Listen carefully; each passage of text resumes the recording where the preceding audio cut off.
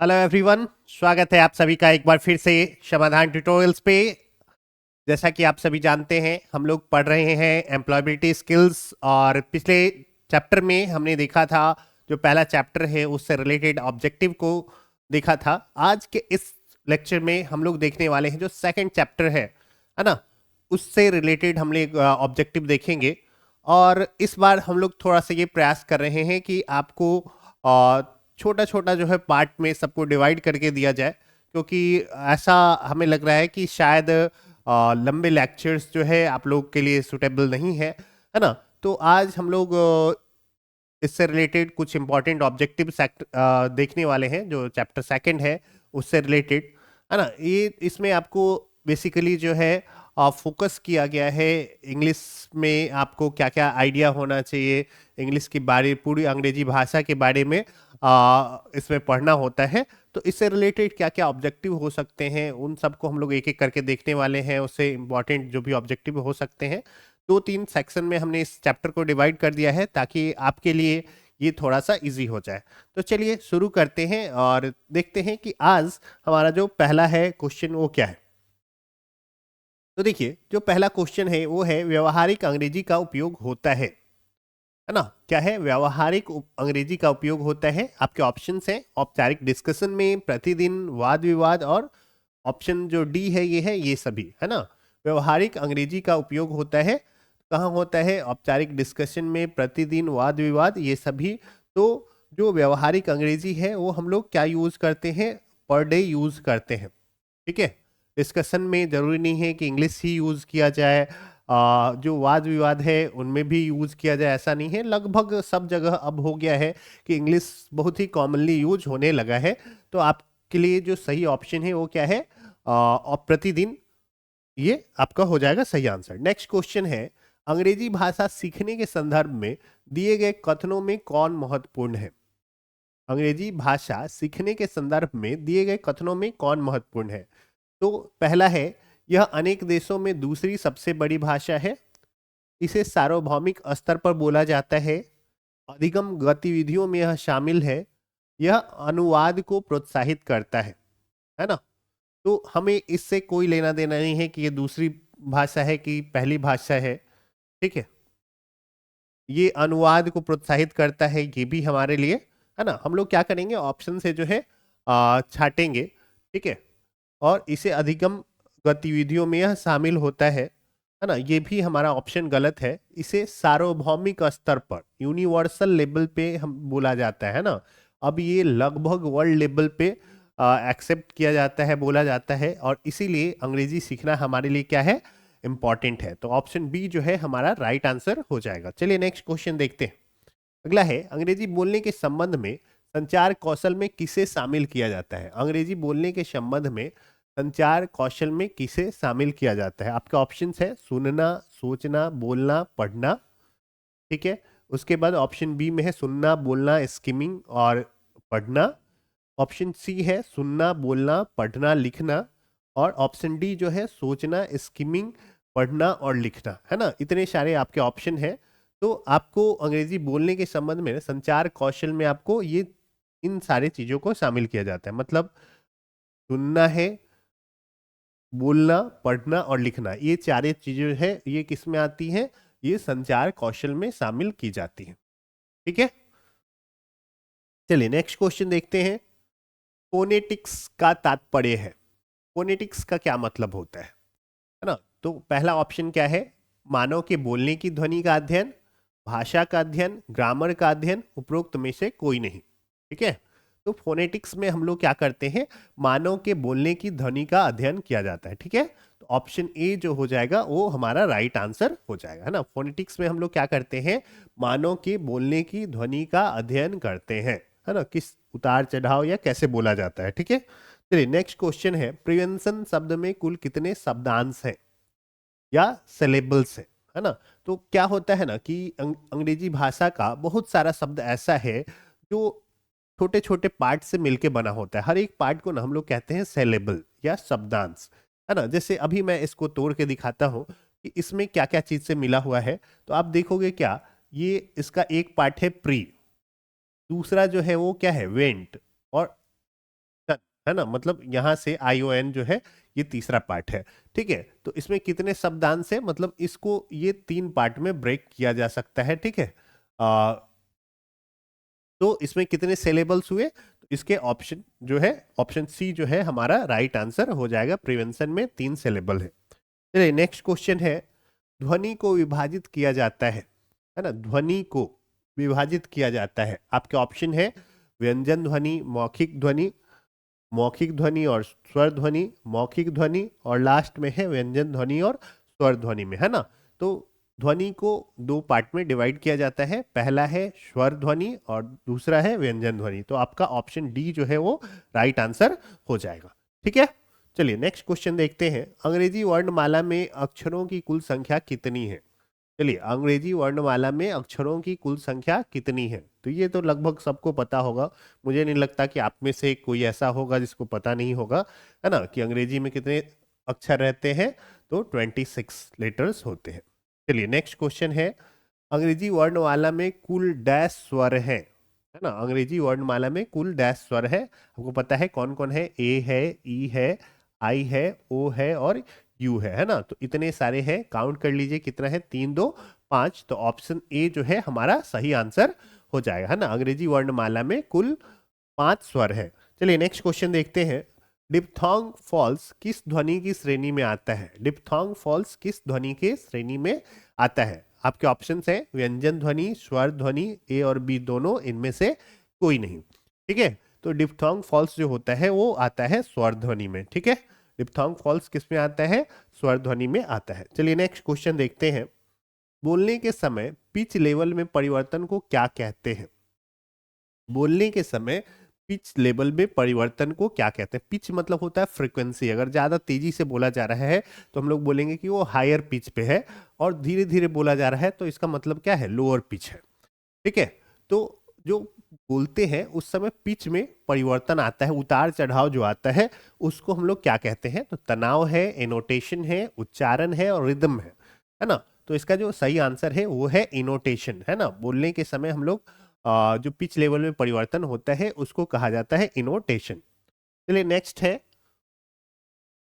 उच्चारण किसके द्वारा प्रभावित होता है ना, उच्चारण किसके द्वारा प्रभावित होता है। आपके ऑप्शन है सांस्कृतिक गतिशीलता, सामाजिक वर्ग, शिक्षा, ये सभी, है ना। क्या होगा, सांस्कृतिक गतिशीलता, सामाजिक वर्ग, शिक्षा, ये सभी। तो इसका उच्चारण जो देखिएगा वो होता है शिक्षा से प्रभावित, है ना। जो जितना बेहतर शिक्षा लिया रहेगा उस हिसाब से उसका उच्चारण जो है वो डिसाइड होता है। ठीक है, सांस्कृतिक गतिशीलता, सामाजिक वर्ग, इन सब से उच्चारण का लेना देना नहीं है उतना, है ना। चलिए नेक्स्ट है, निम्नलिखित में कौन सा शब्द सामूहिक संज्ञा है ना, कलेक्टिव नाउन कौन सा है, भीड़, सड़क, समाचार पत्र, ये सभी, है ना। तो सामूहिक मतलब समूह हो तो किसमें होगा, ऑप्शन ए जो है हमारा राइट आंसर हो जाएगा। भीड़ जो है वो क्या है, सामूहिक संज्ञा है। नेक्स्ट क्वेश्चन है, निम्नलिखित में से कौन नाइफ का प्लुरल है, नाइफ का, है ना, नाइफ मतलब होता है चाकू, इसका प्लुरल क्या होता है आपको बताना है, नाइफ्स, निप्स, नाइफ्स, या इनमें से कोई नहीं है ना। तो आपको पता है कि नाइफ का क्या होता है, अगर आप नहीं जानते होंगे तो मैं बता दे रहा हूँ, नाइफ का इस, ये नाइफ्स होता है ना, KNIVES,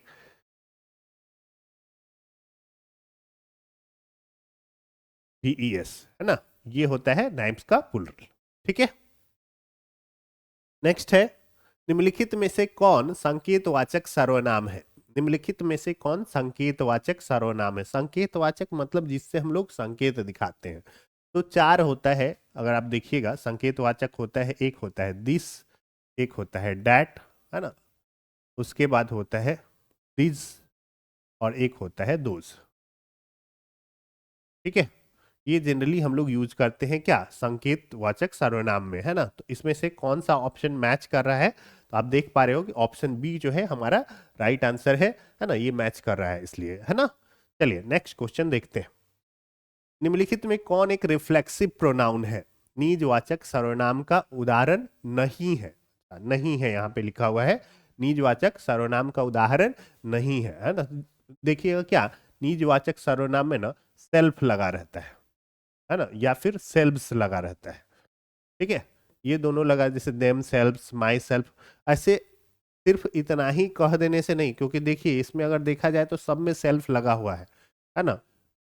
my self, your self, है ना, देम सेल्फ्स, आवर सेल्फ्स, है ना, या आवर सेल्फ। जब एक आदमी रहेगा ना, एक आदमी को डिनोट कराना रहेगा तो सेल्फ लगा रहता है, और बहुत सारे आदमी को डिनोट कर रहा होगा तो सेल्फ्स लगा रहता है ना। तो इसमें से माई सेल्फ भी क्या है, रिफ्लेक्सिव प्रोनाउन है, योर सेल्फ भी है, और आवर सेल्फ भी है। ठीक है, तो एक मोर सेल्फ होता ही नहीं है ऐसा कुछ, है ना। तो हमारा जो राइट आंसर हो जाएगा, है ना, इसमें इसका जो राइट आंसर होगा वो होगा हमारा ऑप्शन डी, मोर सेल्फ जो है वो रिफ्लेक्सिव प्रोनाउन नहीं है। निम्न में से कौन नंबर एडजेक्टिव का भाग नहीं है?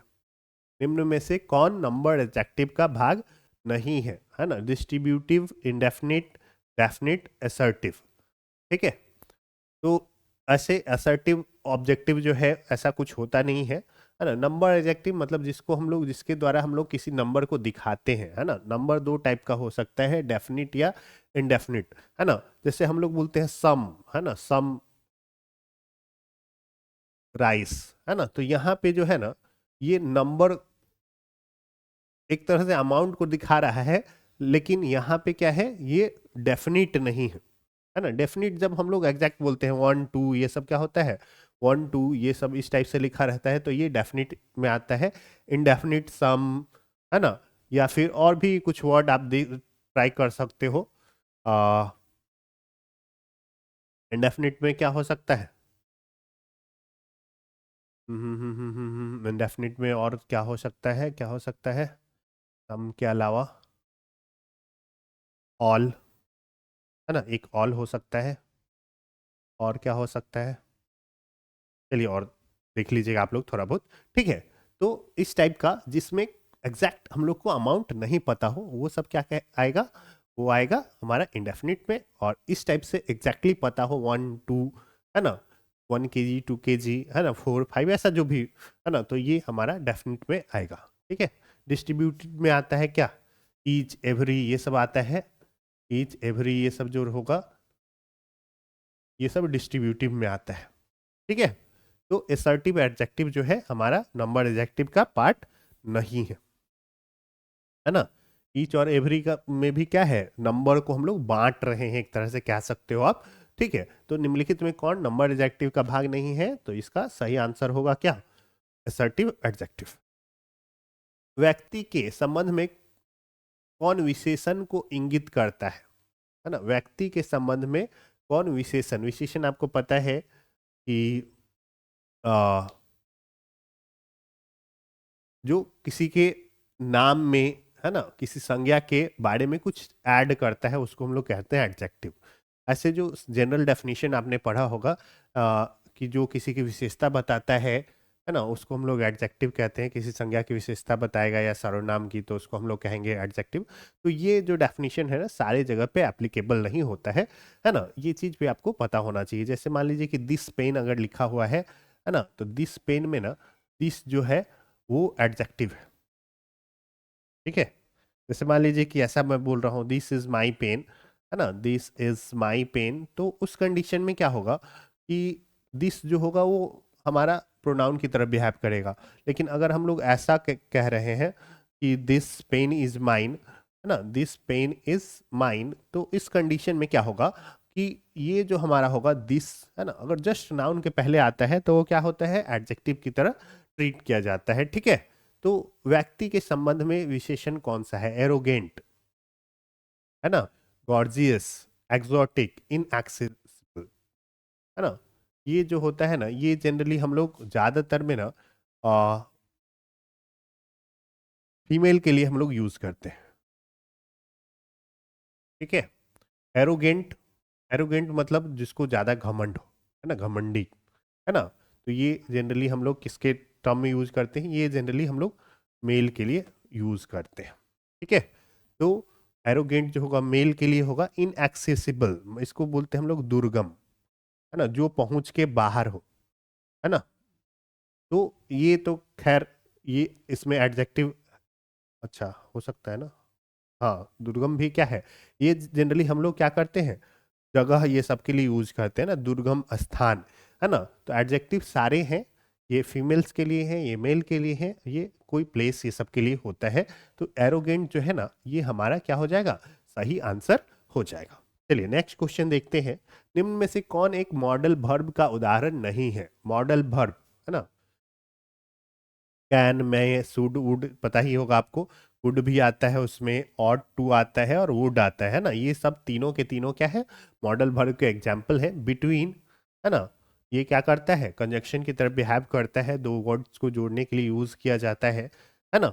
तो ये जो है मॉडल वर्ब नहीं है। तो हमारा जो सही आंसर हो जाएगा वो हो जाएगा कौन सा, ऑप्शन सी जो है वो राइट आंसर होगा कि बिटवीन जो है वो मॉडल वर्ब नहीं है। नेक्स्ट है, मैं सोने से पहले हमेशा किताब पढ़ता हूँ। इस वाक्य में क्रिया विशेषण का कौन सा रूप है? सोने से पहले हमेशा, हमेशा मतलब डेली का बात कर रहे हैं ना। तो कोई चीज अगर बार बार रिपीट होता है ना, तो उसको, उसमें क्या होता है, उसमें रहता है आवृत्ति, है ना। कोई चीज अगर बार बार रिपीट हो रहा है तो उसमें क्या रहता है, आवृत्ति रहता है। तो ये आवृत्ति रूपी क्रिया विशेषण का उदाहरण है। ठीक है, कोई चीज अगर बार बार हो रहा है, एक ही चीज बार बार रिपीट हो रहा है, तो उसके होने का जो दर होता है उसको हम लोग कहते हैं क्या, आवृत्ति, है ना। तो यहाँ पे जो है क्या हो जाएगा, ये आवृत्ति रूपी क्रिया विशेषण का एग्जाम्पल हो जाएगा। ठीक है, चलिए तो अगला देखते हैं। He has been studying for 3 hours. He has been studying for 3 hours.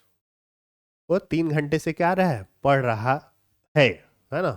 तो इस ये सेंटेंस किस टेंस का उदाहरण है, ये आपको बताना है। ठीक है, तो आपने अगर टेंस पढ़ा पढ़ा होगा तो हैज बीन इसमें लगता है, तो आपको पता होगा ये लगता है क्या, प्रेजेंट